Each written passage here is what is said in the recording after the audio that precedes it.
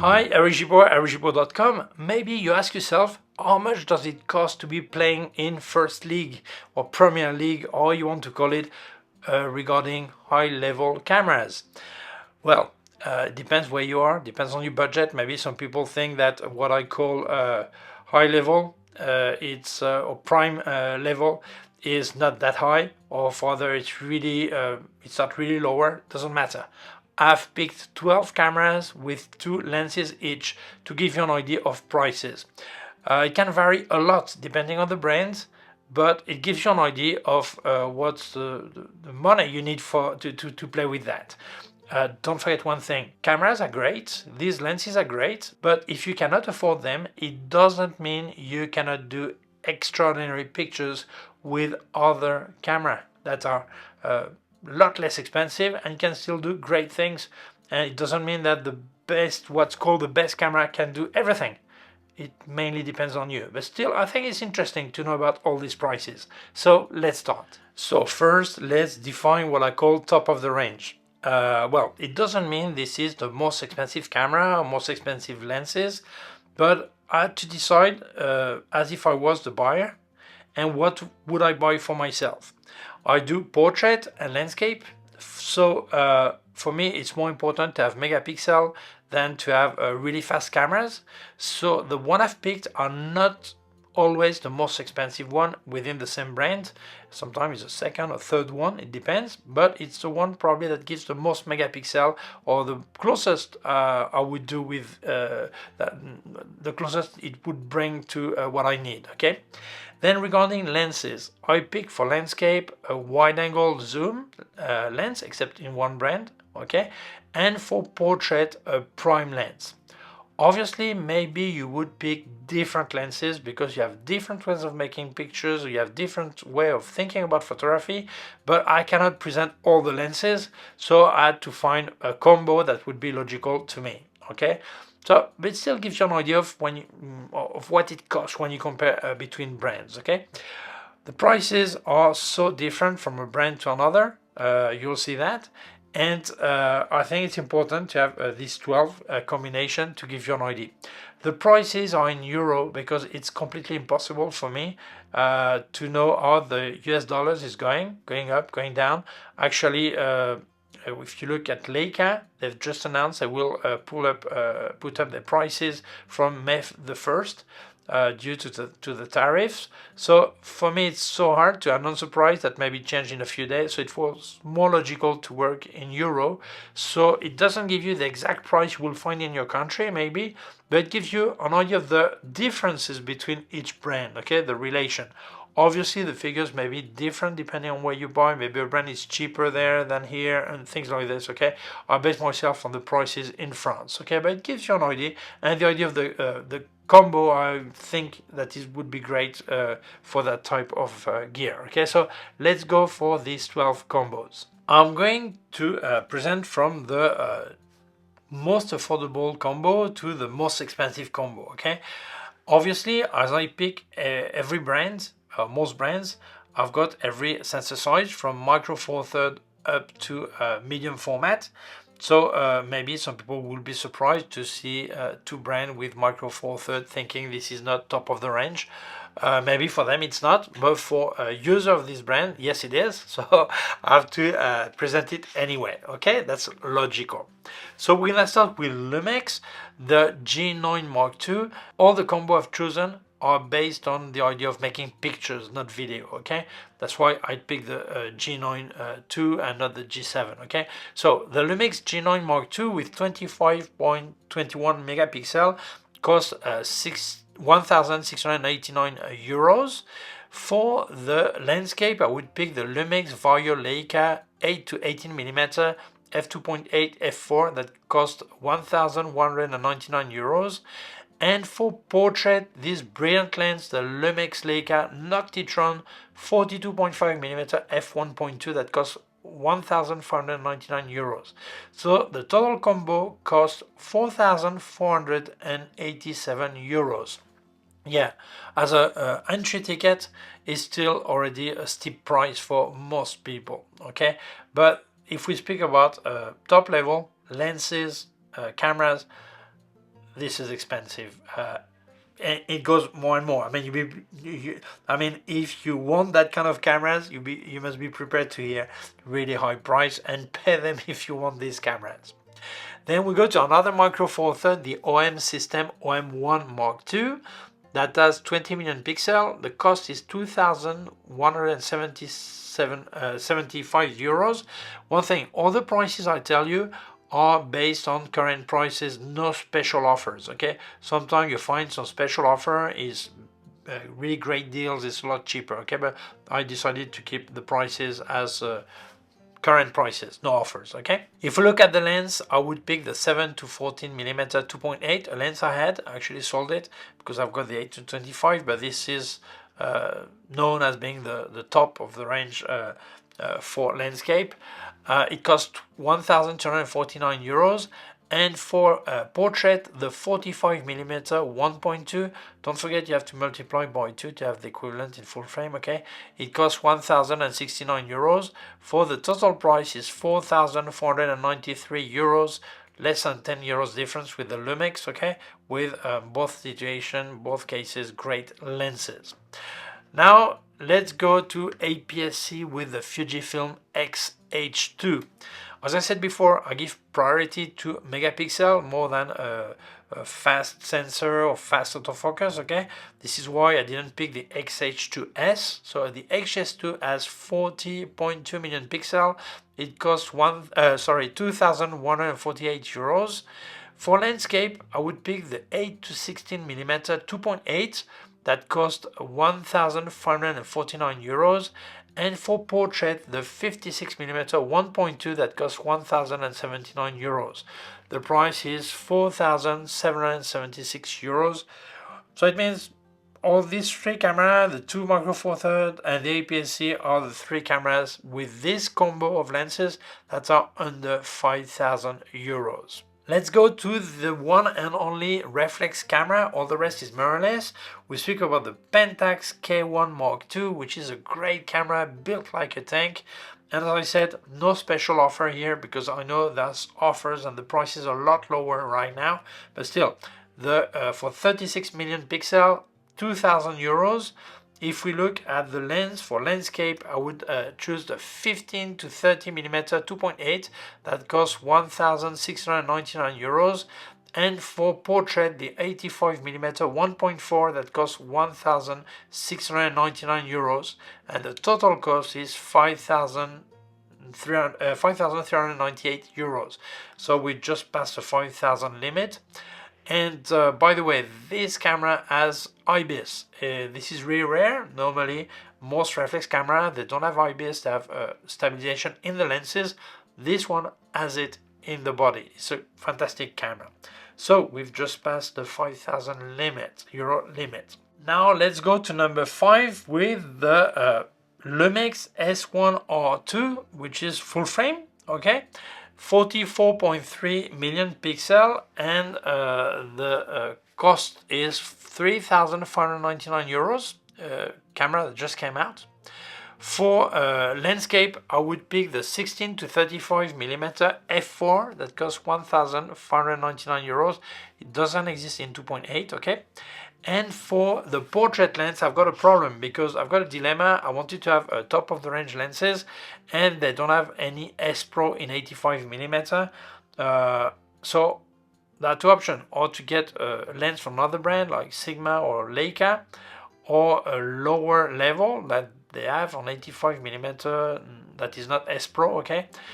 But it would not be fair for the comparison, so I picked the 55 millimeter 1.4 that costs 2,499 euros. So the total cost with this combo is 7,697 euros. Let's go to Sony. Sony, it all depends on what lens you pick. It can be really high price, mid price, low price, never. Okay, but mid or mid of the table. Okay. And this is the case in the position 6, the Sony Alpha 7R5 that has 61 million pixels and costs 4,499 euros. For the lenses, I've picked the two G Master Mark II that are brilliant, the 16 to 35 millimeter 2.8 that costs 2,000 599 euros.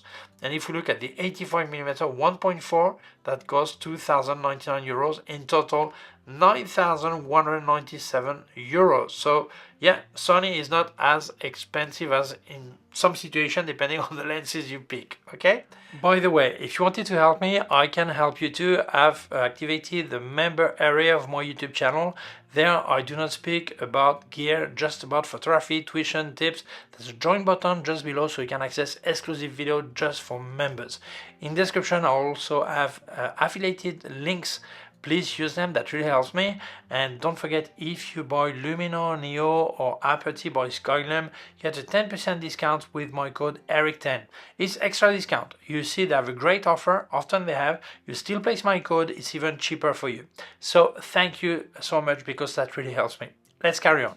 Now we get to position number 7 with the Canon R5 Mark II that has 45 million pixels and costs 4,750 euros. If we look at the lenses, I've picked the 15 to 35mm 2.8 L series USM. It costs 2,589 euros. And for portrait, the great lens, the 85mm 1.2 L USM, that costs 2,999 euros. The total cost is 10,338 euros. We've just passed the 10,000 euro limit. Now let's get to position number 8 with a Nikon Z8 or Z8. 45.7 million pixels, the price 4,599 euros. For the lenses, two S series, that are the top series, the 14 to 24mm 2.8 that costs 2,799 euros. And for portrait, this fantastic lens, the 85mm 1.2 S, that costs 3,349 euros. Total price 10,747 euros. A bit more than Canon in this situation. I know that Nikon also has a portrait lens that is 1.0 that is a lot more expensive, okay? But it gives us an idea more or less of what Nikon is offering for that. Position number 9. Now we get to a medium format camera, the Fujifilm GFX 100S2. As I said before, I could have picked the 102. But it's HS sensor, that means it's high speed, it's more thought for action. So it's actually the same sensor, just a layer that makes things faster, okay? We'll see after for Hasselblad also. 102 million pixel, the cost is 5,499 euros. The two lenses I've picked is actually two lenses I have in this camera. I've got these two lenses, so I've picked the same one. The 20 to 35mm f4 that costs 2,799 euros. And for portrait, the 110mm f2 that costs 2,799 euros. Total 11,097 euros.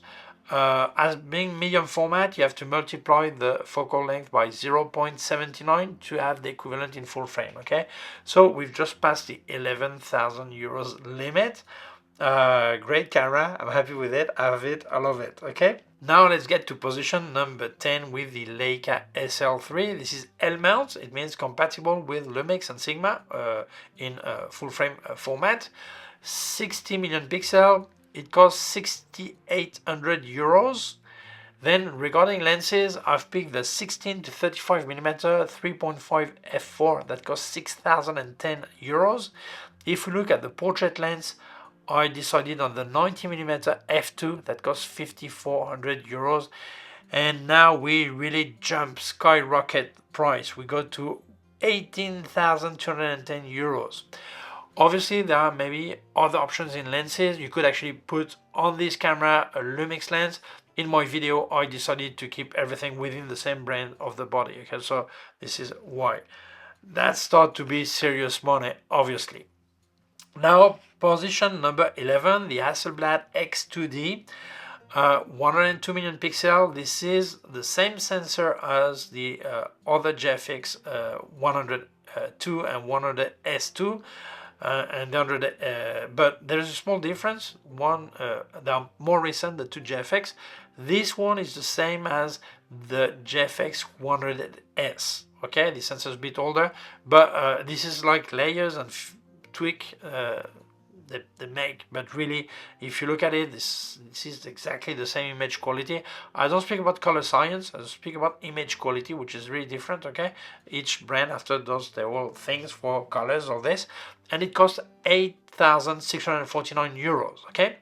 Regarding the landscape lens, I pick the 20-35mm, same focal length as the Fujifilm. This one is 3.2 f4 and it costs 6,729 euros. If we look at the portrait lens, I've got a problem.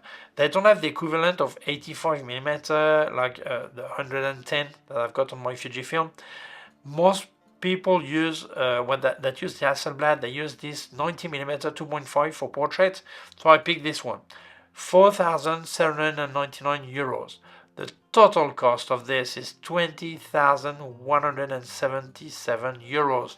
We've just passed the 20,000 euro limit, which is crazy, okay? And the last one is a Leica again. It's a bit different because it's a rangefinder camera, the Leica M11P. I know there is an M11, but the price difference is so little, and it seems that they're going to stop producing the M11. It's just stock right now. So I decided to present the M11P.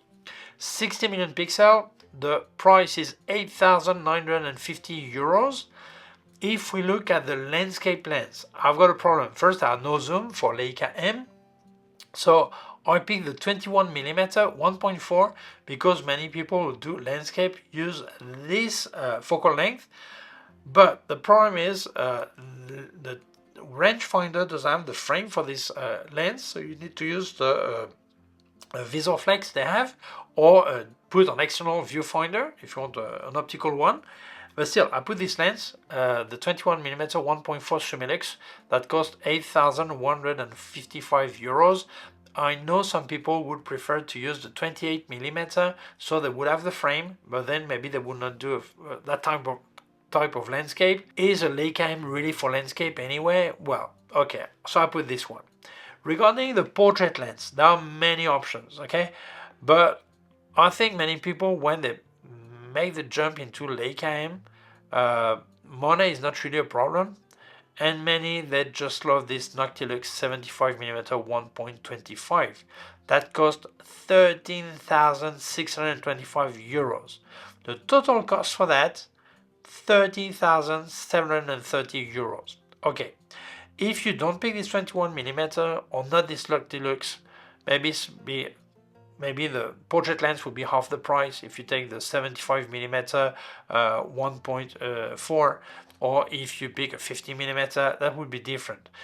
If you take the M11 instead of the M11P, it's a bit cheaper also.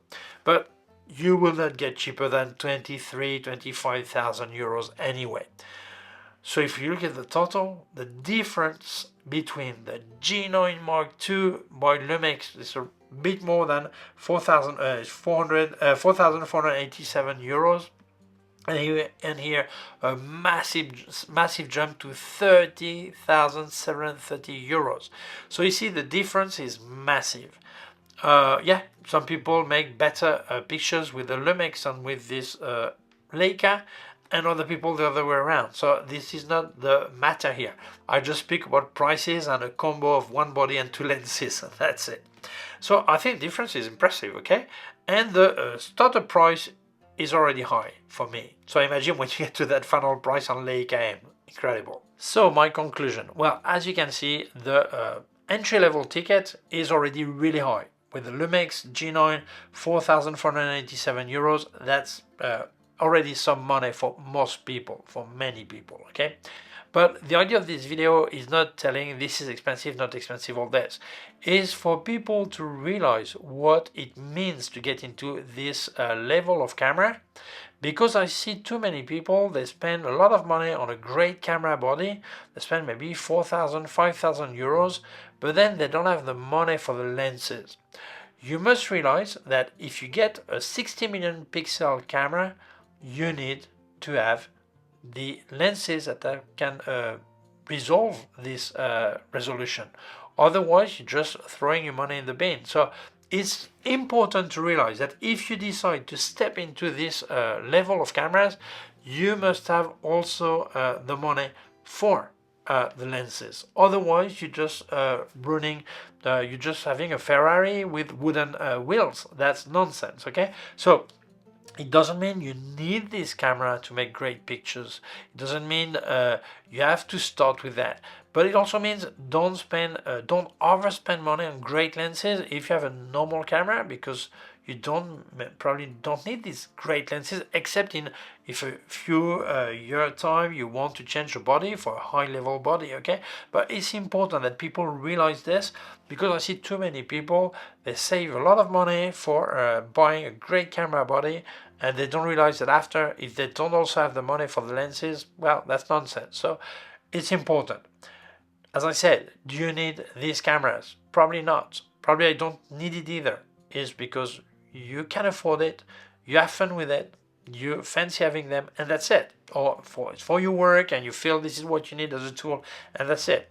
But don't get into depression if you cannot afford it. It's no drama.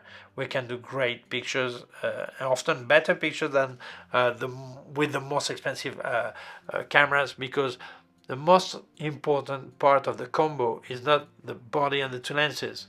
The most important part is you. It's you, the lenses, and the body. So if you're a great photographer, you can make pictures with anything. But I think it's important for people to realize the cost of this.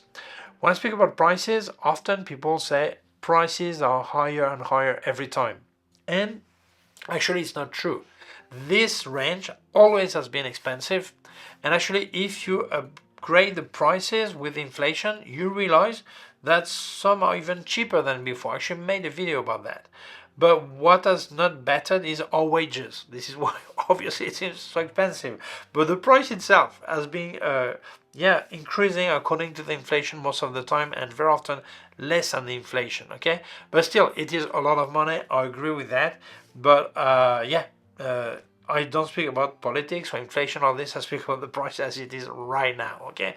So that's it. I hope this video helps you checking if this is a kind of range of camera you wish to use or not, and to be aware of what it means having the lenses that go with it also. So thank you so much for watching the video. If you feel it may interest other people, please share it on social networks. If you have not done it yet, please subscribe to my YouTube channel. The small button down here and the small bell. If you click on the bell, you will get notified when I upload a new video. My website, Gibaud.com. If you have any question, you can leave a comment below. Also, remind you, I've activated the member area of my YouTube channel. There I don't speak about gear, just about tuition, tips, helping you better improving your photography. There's a join button just below to access my exclusive video just for members.